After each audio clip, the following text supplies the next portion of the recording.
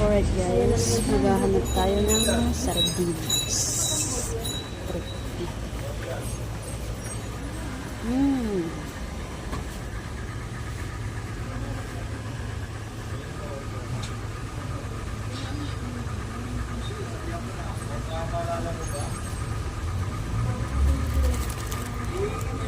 Alright.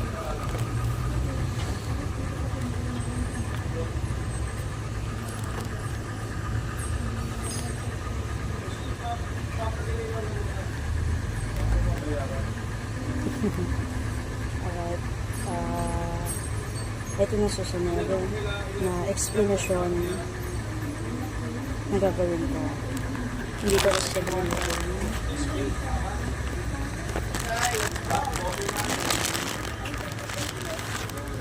Alright, abangan nyo guys.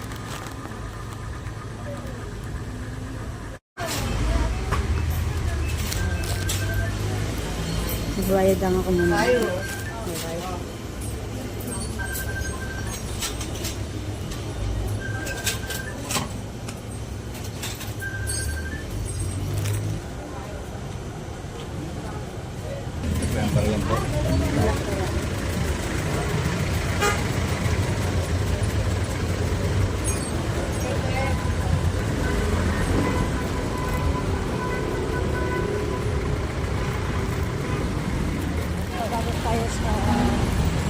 Alright guys, papasok tayo sa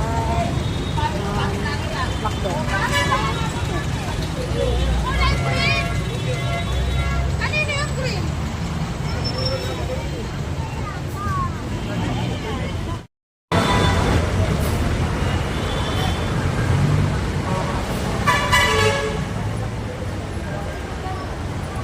Bali, nung una po is nag-try po ako ng online loan app.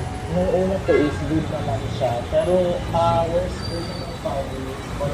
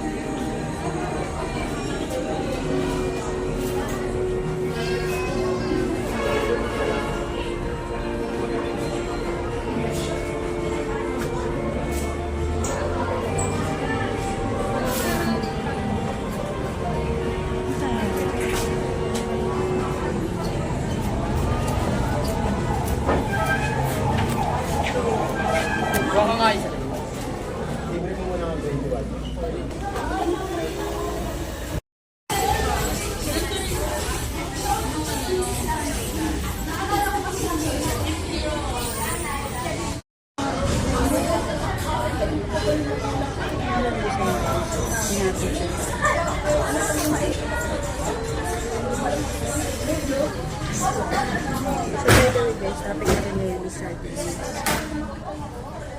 Pero dito tayo sa McDo.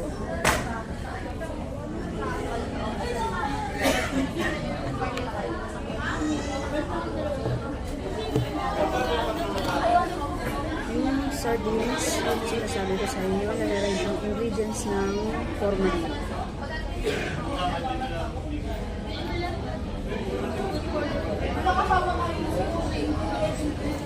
Artificial preservative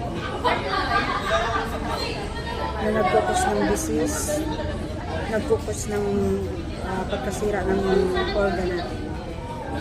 Isang uri ng kemikali na nagpipreserve ng isda.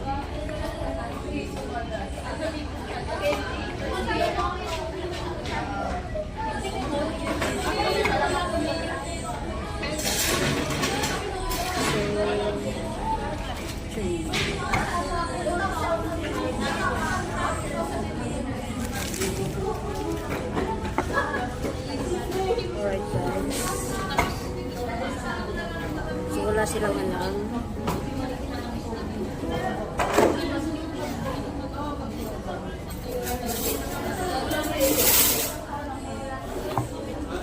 Teka lang.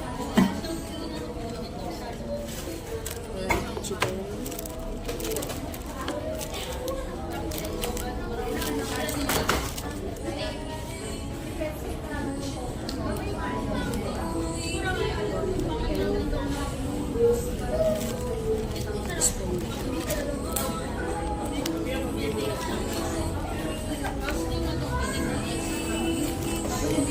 Itong sardinas, meron siyang modified starch, monosodium glutamate. Alright, buksan na natin guys. Nabili ko lang sa 7-Eleven. Ayan.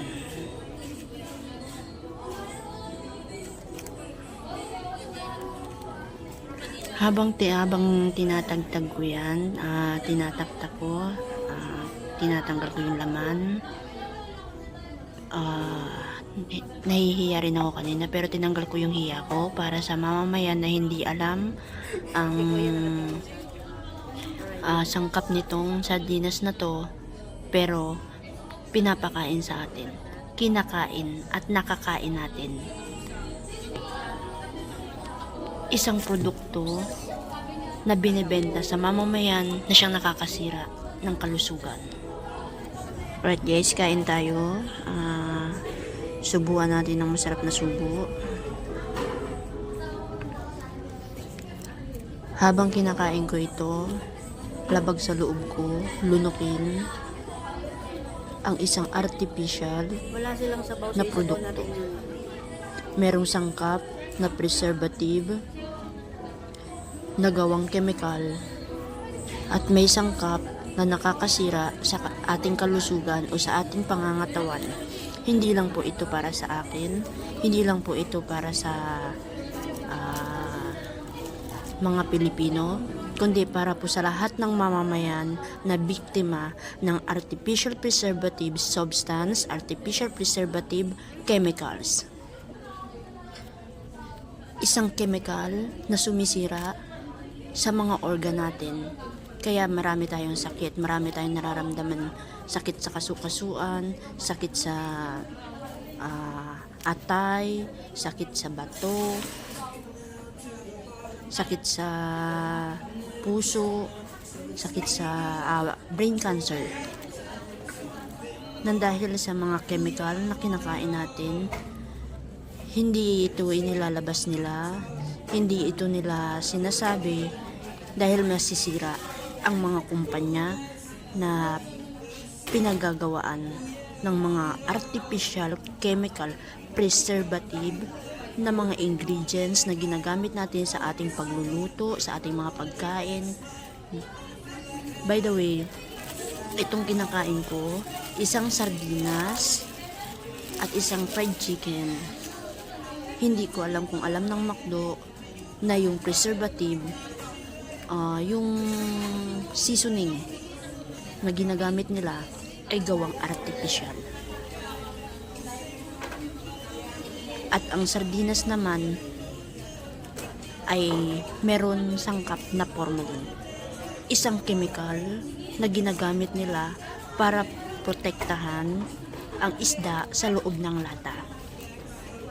Para hindi ka agad masira, manatiling hindi ka agad mangamoy, hindi ka agad bumaho, at saka umabot ng 1 taon, 2 taon, depende sa expiration date na inilagay nila. Kung ano yung sangkap ng lata, siyang sangkap na chemical dyan sa sardinas na kinakain natin. Yung mga artificial na seasoning, yung mga ginagamit nila, sinasangkap nila dyan. Katulad ng yung kinakain natin na bubblegum. Yan, mga artificial yan. Yung inunguya-nguya natin, nasarap tayo. Yung candy, Yung mga katulad ng Max, Third floor. mga gelatin, yung mga jelly ace na kinakain ng mga bata, yung mga tsokolatin. Excuse me. Alright guys, ayan. Naway naintindihan ninyo ang video na to at naway makapulot kayo ng aral dito sa videos na to. Maiwasan natin yung pagkakasakit, pagkakaroon ng mga sakit-sakit sa katawan, sa kasukasuan, maiwasan natin yung pagkakaroon ng cancer, breast cancer, goiter, pagkakaroon ng heart disease, tsaka yung high blood. Nakukuha po sa kinakain natin. So itong kinakain ko to, hindi ito pagpapasikat at hindi ito vlog na katulad ng iba na pagkakaperahan. Ito ay para sa mamamayan Pilipino, hindi lang para sa aming mga Pilipino, kundi para sa mga mamamayang sa buong mundo na hindi alam ang chemical, hindi alam ang mga sangkap na ginagamit sa mga seasoning na mga preservative, mga chemical substance na sa mga iniinom natin na tubig. Malinis sana kung meron chemical substance. Yung naglalasa ng buko. Alam natin na ang buko ay kinukuha lamang sa puno. Ang natural na tubig ay walang lasa na buko. Malalasahan mo ang chemical sa tubig.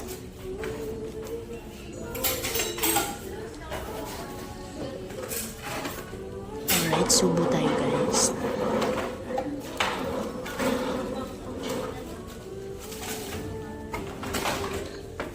Marami sa mga mamamayan ang hindi nakakaalam.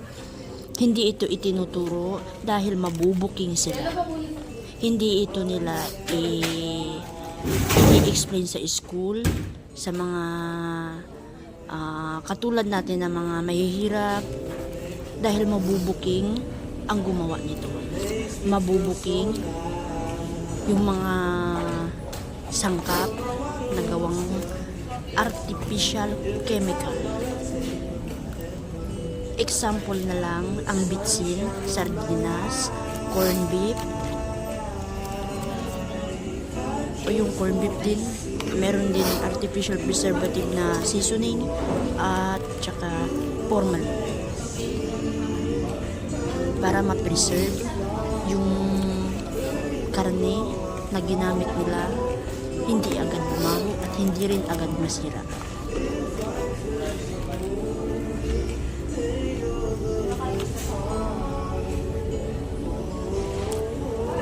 Alright, hanggang dito na lang po guys.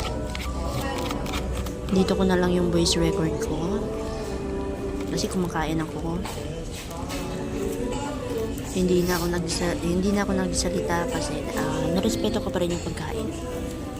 Narespeto ko pa rin kahit na alam ko na meron artificial chemicals, preservative na ingredients.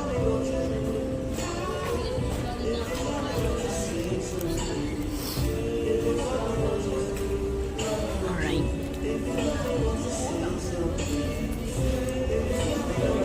Mag-iingat rin kayo sa cornstarch na ginagamit ninyo. Kasi meron kasi cornstarch na kung tawagin ay meron sangkap na chemical. Merong artificial chemicals na inilagay. Ang tunay na cornstarch ay bigas. Mas masarap at saka mas maganda kung yung bagong ani na palay na bigas. ginawang bigas. Yung bagong ani na sa palayan, yun ang natural na bigas.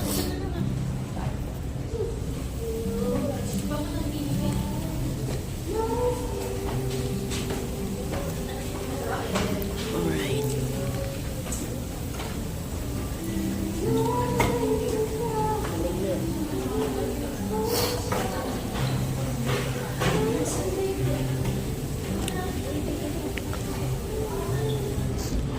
Alright, ganito ko lang pala.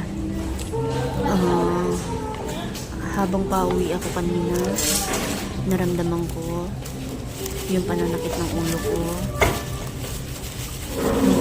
nung kinain ko yung sardinas. Kasi hindi ako palakain ng sardinas. Napakabihira kong kumain ng sardinas.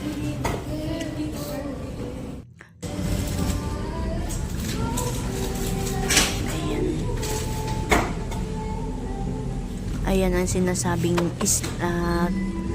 tanga sa lata. Tanga nating lahat dahil naniwala tayo na masustansya ang mga kinakain natin. Pero may mga sangkap chemical at artificial na sumisira sa kalusugan natin, mga mamamayan. Hindi lang ito dito sa Pilipinas, kundi sa buong mundo na mayroong artificial preservative. Ang mga nasa ibang bansa ay mahihilig sa mga chocolate, sa mga junk food, mga bata. Alright, mag-ingat na lang po kayo. Alright, dito, itong videos na to, dito sa PTEX, pauwi na ako ng Cavite.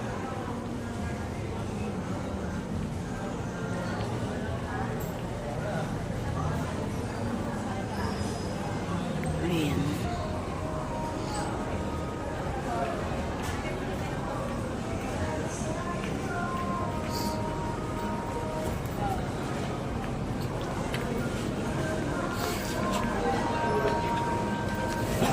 Maraming mga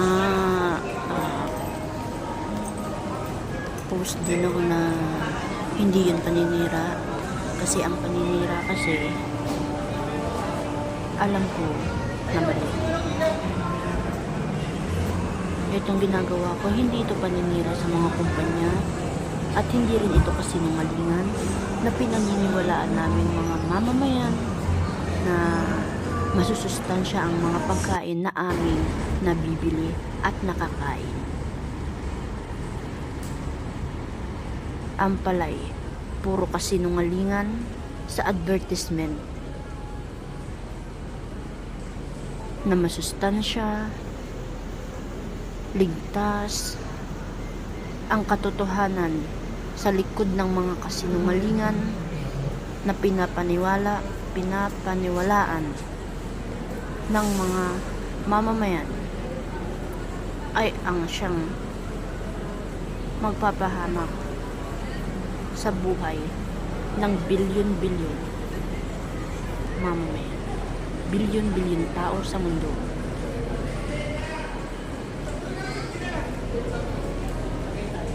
Maraming mga namatay nang dahil sa artificial preservative, chemical, at sa mga substances na mga nilalagay na ingredients. Yung mga namatay na sa cancer, namatay sa goiter, heart disease, sa atay, yung mga inaatake sa puso. Because of that, hindi ito paninirang video na to dahil katotohanan. Palaisipan kung bakit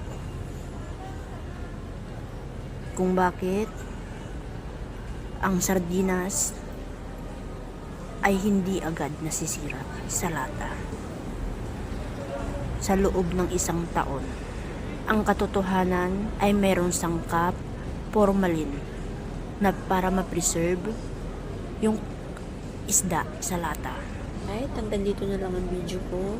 Naway naintindihan ninyo yung explanation na ginawa ko.